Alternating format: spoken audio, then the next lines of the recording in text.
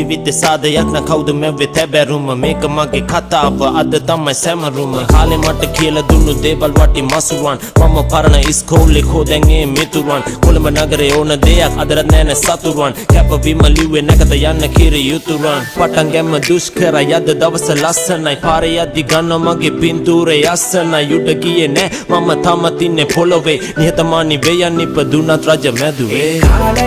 ඒ කාලයේ තනිව වීදියේ ඒ කාලයේ වින්ද දුක දැනේ ඒ කාලයේ ලීව ගීතයේ ඒ කාලයේ සතුට මට දැනේ